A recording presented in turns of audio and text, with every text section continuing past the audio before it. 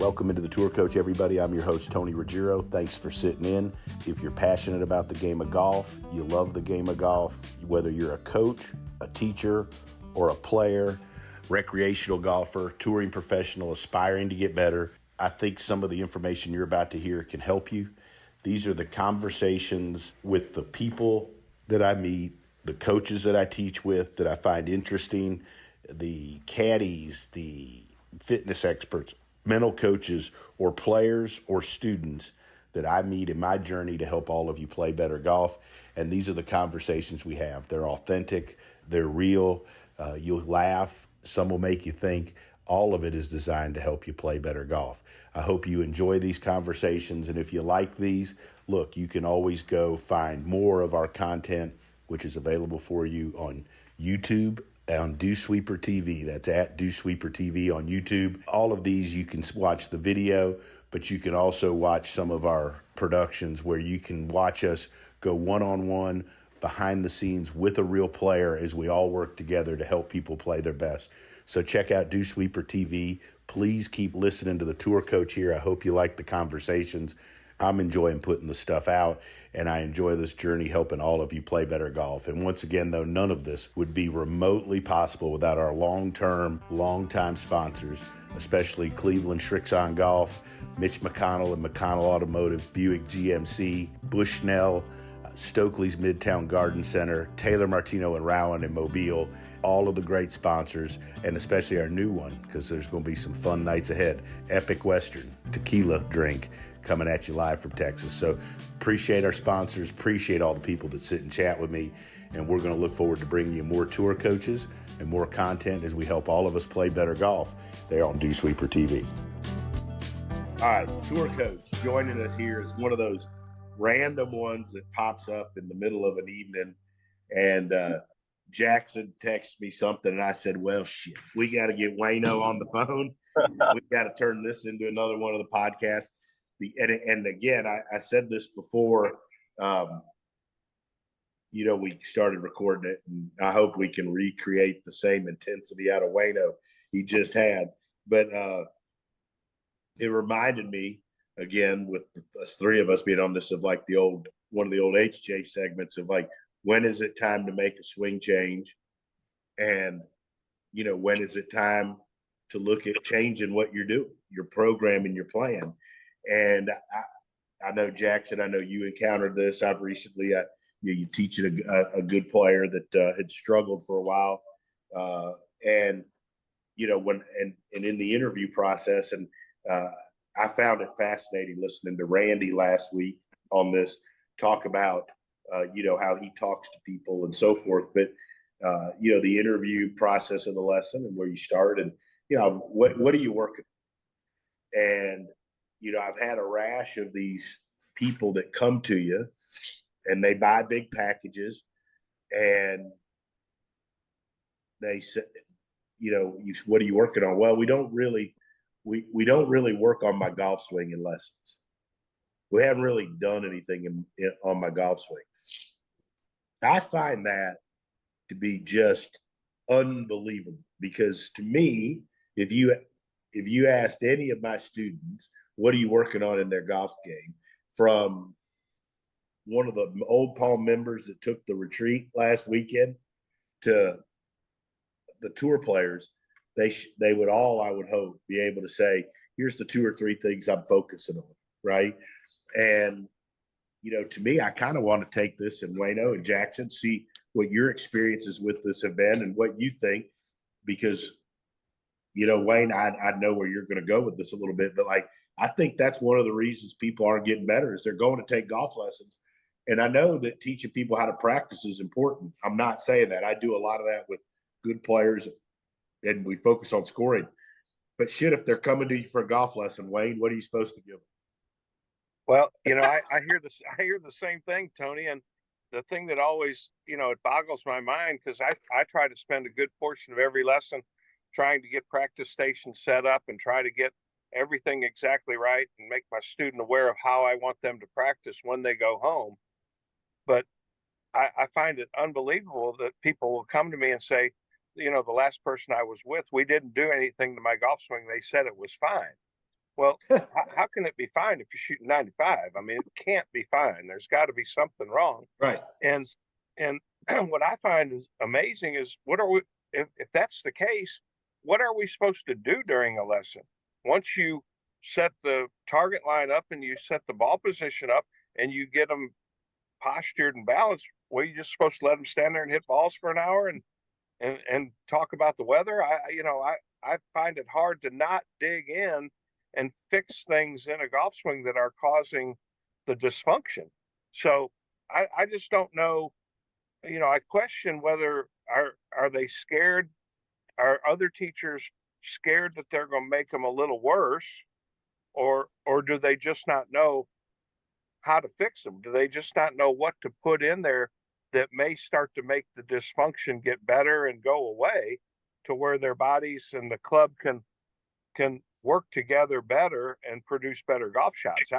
So I get confused when people say you're not supposed to change anything. Well, I mean, you've got to change something for something different to happen. So that's where I get out of whack. Jackson, tell me your experiences on this. So I think I get two sides of that coin. Yes, I get the one where somebody might not be working on their golf swing, and I also get a bunch of people that come and say they're working on something different every lesson. Yeah. Well, that's the old try this, try that, hoping something might work, right? Correct. And again, when that's happening, is that really good instruction, or is that somebody who's just hoping something might get better? That to me, when they're coming back and they're doing this or they're doing that and they're doing all different stuff, I mean, they don't have a program set up. So clearly, in my opinion, the other person running the program wouldn't really have a basis of fundamentals to go on that he or she believes could make somebody better. And that's what to you makes a good instruction program for somebody? What are the qualities? So if we have a lot of teachers obviously listen to this. We also have a lot of really good players, inspiring players. If somebody's sitting around, let's start there, and they say, hey, you know what? I really haven't gotten better in a year or two. We'll start questioning hey, is my instruction program, what do you think constitutes a good instruction program? I'm curious. And then Jackson, you as well, because you come at things from different points of view. Well, Tony, I think you just have to have some sort of an idea. You hear me talk about my 7 things that I think are important. And I'm not saying that that's 100%, 1,000% right, but I do have a plan of what I'm trying to get done and what I feel like is important in a golf swing. And so, like you said, with your students, I don't think any of my students ever leave a lesson where they don't know the 1 or 2 things that they're trying to do and why they're trying to do them. I think that's the most important thing. Why are you trying to do it? Do you understand what that's going to do to benefit your golf game, your program, whatever you want to call it? And then more importantly, can you tell when you hit a shot or make a practice swing or look at yourself in a mirror? Can you tell the difference between what the old stuff was and what the new stuff is, and if you're doing it or not? And if you're doing it, can you feel the difference between the old and the new? I think you have to be able to lay that out for students, to where they have a chance after leaving for a couple of weeks and practicing on their own before they come back to see you. Can they stay committed to that long enough to have a chance of starting to learn it? And I'm not saying that my program or my thoughts or whatever have stayed the same for 25 years, because they haven't. They shouldn't. I mean, if you're stuck in the same stuff you were teaching 25 years ago and you haven't added anything to your toolbox, you always hear about a toolbox, don't you? If you haven't added anything new to that, over the last 6 months, you're kind of stalling out and you're stagnant, and you're probably not getting a whole lot better at teaching at that point. So, I'm always trying to learn from you and from Jackson and from from Connor, all the young guys, everybody that we're involved with. I'm trying to pick something up new every day, because I know I don't know everything. I'm certain of that. But I think as a student, they've got to go to somebody who's made someone better in the past, because if they've been able to make some people better, they've got to have a decent basis of fundamentals or ideas that are solid and that can work, or the people would never get better. Jackson, what do you think constitutes a good program for a student? You know, Or how would you advise, like, say this player calls you that you've known, hypothetically, known them since they're a kid, and then they say, hey, man, I know you, I trust you. I get this a lot from people I've known, and they'll say, hey, I trust you, so I want your opinion. I've had it from tour players. What? And they say, Jackson, like, I trust you. I'm not sure what I'm doing is right. I'm not sure I have a good, what do you think constitutes a good instruction program? Well, obviously this stuff all comes from you and Wayne and the people I've been around, but the first word that comes to my mind is accountability. And I think the accountability, like Wayne was saying, has to be from the coach and the player. Yeah.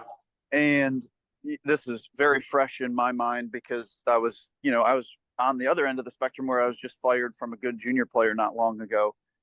And it took me a minute to kind of dig through and look back and see maybe what I could have done better or different. And I think the accountability is one aspect. And I think being able both, again, on both the coach and the player, to be able to assess and know when to hit refresh.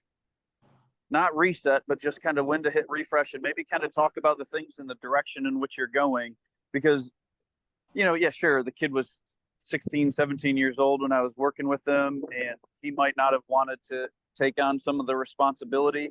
And I might have been a little bit too soft on him, and kind of not been a little bit more bullheaded and push him a little bit.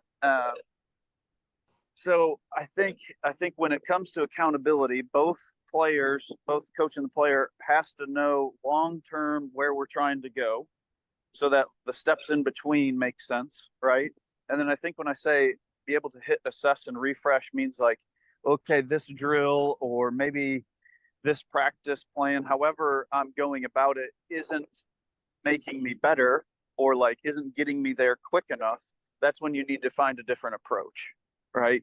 And I think that's completes the entire program to me, because if you've got the accountability on both sides, you understand where you're going.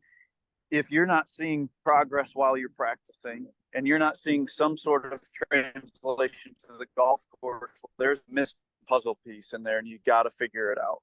Could be the coach and it could be the player. And I think I'm still in the stage where I'm taking more of the credit for when it does not work, and I've got to figure out how to change the puzzle piece and get them to reach their goals now so that in the long term it's even easier. Does that make sense? Yeah. And I think a quality of a good program is, you have to expect you're going to hit periods of time where people don't get better, or maybe you're not achieving all the things that you want to achieve. But if everybody's on the same page and you can constantly look at where you started and where you're going, Wayne does as good a job as anybody I've ever known at like always keeping long-term where we're going with your golf swing in front of you. But if you as a teacher or a player recognize we're bogged down a little and you look for answers in the group, I think it's healthy. Like if you say, you know what, maybe this is physical. So, hey, I'm going to, I do this a lot. I'll say, hey, Colby, can you come and we're going to get Colby out here at 8 in the morning? Or, maybe it's stuff off the golf course. We're going, or whatever it is. Maybe it's short, that's when you have to get into stats, because you look good on the range, but maybe you're not very good at certain things. But or maybe you need another opinion on your golf swing. And that's having a teacher that's secure and confident enough to be able to show your videos or bring another teacher in to help. I think that it's totally natural and healthy to do that. You could need a caddy on the golf course too. Yeah. Yeah. I mean, there's so many things, but I think that what you said, Jackson's great. Both people have to be accountable, right? Yeah. And the player has to, one, are they doing the work? Two, are they doing the stuff that they ask you to do it in the way you want? And then, from the teacher's perspective, if the player's doing it, not getting better and saying, this isn't working for me, but you just keep telling them the same thing, well, then you should expect to get fired. Right. Right. Tony, one of my pet peeves, and you guys both know this, is when a when a teacher will say, well, I gave them all the right stuff, they just weren't good enough to do it. Well, that that flies all over me. I mean, and we've all had students that sometimes aren't as accountable and maybe won't work quite so hard. We've all heard, when a student shows up on the lesson, you say, well, how you been doing? And they say, well, I'm gonna be honest with you, I hadn't hit any balls since last time we were together. Well, we've all heard that, right? Okay, yeah. Well, fine. Well, let's get busy. Let's try to catch up right now. Let's get busy and go to work, right? But so it's always our job and the student's job together to be transparent and honest with what's going on. Now, the student that hasn't hit any balls in a month, they've got to be a little bit more patient because they haven't learned it yet, because they haven't done anything to learn it other than pay you some money, but that doesn't guarantee anything, right? It helps. But then our job as well is if we're telling them, hey, keep your knee quiet or do whatever we're telling them, and we've been telling them that for 3 months and they're still not really doing any better, and they say, man, I've been working my ass off on this. Well, then maybe it's time for us to figure out another way to say keep your knee quiet, right? Or to, like you and I do, Tony, a lot, or Jackson and I, drop a swing to your friends that you respect and trust, and say, what do you think, man? Am I missing something here? Because we've all been with people for a long time, and sometimes that gets a little bit stagnant, and am I really missing something that I should be seeing here, or that I should be focusing on that maybe a little bit different than, hey, keep your knee quiet, buddy, and we all have to, the student has to take a look at themselves. We have to always take a look at ourselves, and we've got to always continue to try to get better so we can give the best information possible to our students. And then, our job is to be a little tougher on them. Sometimes that's easier when you've been doing it a little longer than say Jackson, who's a younger teacher. Sometimes it's hard to hold their feet to the fire, right? But as a good teacher, sometimes you got to hold your students' feet to the fire and say, come on now, you're going to have to get with me on this, and we're going to have to work a little bit harder if we're going to get this sorted out or get it figured out, So I think that, it's a whole team effort. You, the student, and, your friends that you teach with, like you and Jackson, are to me. I mean, I think there's a lot to it. There's a lot more to it than just. And it could be like Jackson and I had this conversation. Actually, I think it might have been on a podcast. And Wayne, I know I talked to you about it, but one of the reasons I went and got Sportsbox a month ago, and I'm just learning to use it, was because I felt like there were some things that I needed to be able to do better, to do my job, to find different ways to explain things to some of the younger guys, in particular, like Andy. I just felt like to be able to know, show, and relate to things that he sees. And it doesn't mean you got to go spend 10 grand, but like if you got a student and you care about them and you hit a rough spot, you can go. Wayne, you used to all the time. You used to take people to that tailor-made mat system when it was at Greystone back in the day. Back when, right. Breon used to run that, right? And you'd be like, hey, let's go do that. Like, so I think when players and students and teachers get stuck, it's more out of being stubborn than it is lack of knowledge. Like, if you're stuck, there are ways to get help, both as a player and a student, right? But I think the point of this to me is that if the student, if they're spending good money and you're going to somebody and you don't know after 6 months what you're working on the golf swing, you need to get the hell away, right? I agree. And when I used to take my students over there to Tim and do that 3D thing, I had never had any interaction with anything like 3D before. And I can remember going over and thinking, well, what I've been telling these people for the past 6 months or a year, what if this 3D says I was wrong, right? Which is a distinct possibility. If you don't know, you don't know. And I was like, well, heck, I'll admit I'm wrong. But I want to get him over there, and I want to get him in front of some information that he's either going to confirm what I've been saying and make him work harder on it. And thankfully, I'm not saying that 100% of the time I was 100% perfect, but most of the time I would stay there for a half hour after we were done with Tim, and I would talk to him about it, try to use his expertise and pick his brain about stuff I didn't know anything about. And, we were good enough friends where he could say, well, no, you're right on with this. This is great and great.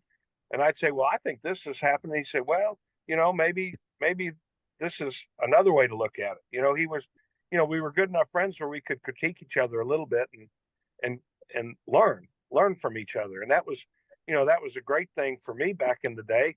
But, it took a little bit of a leap of faith to not be scared to go do that. Right. And so I jumped right in. What's the worst thing you could be is wrong. I mean, that was okay with me. I was going to learn something from it either way. Right. So, Jackson, what do you think? Butch's old statement about not coaching golf, but coaching people, I think is my last little shot here, because you do have to figure out the person in front of you and how to get them to continue progressing. Even if it's not pretty or things aren't going great, I think it always boils down to knowing the person and then having that person be able to understand the ball flights, right? And it doesn't mean it has to be perfect right now, but if they understand, well, this is my pattern and I'm hitting it like this and the miss is like this, and that's the same for a kid in college or a 30 handicapper, right? And being able to boil things down, yes, it's great. Yeah, I copied you and I'm getting the sports box so I can learn too, right? But I think when they walk off the tee, if it's not boiled down to understanding something crazy simple in a pattern so that they've got some awareness and accountability on their own when they walk off the tee to be able to understand, hey, if I'm seeing this shot and this shot, I know X, and the cue for me to fix it is Y. And it really doesn't have to be more complex than that. But and I also, what Randy said on our podcast the other day, Randy Smith, Scotty Scheffler's coach, was about talking. He was talking about, just mid-handicap golf. You should be able to go and see a different result, right? If you're within a good program, and you should understand why the shot you're hitting is that you don't like you're hitting it. And should be able to get you to hit the exact opposite. It may still be a shitty shot, but it would be the opposite curve, right? Yeah. I think, and I think that's, but if you're beating your head against the wall doing the same thing every time, and the miss is still the same miss, and you don't understand why it happens, and you don't really know what you're trying to do to change it, then you're not getting it. Yeah. Well, Tony, to circle back on that, what Randy said, I loved it. He said, guys used to hit high weak flutter cuts, and you get them hitting a big old hard hook. That's a big difference. Right.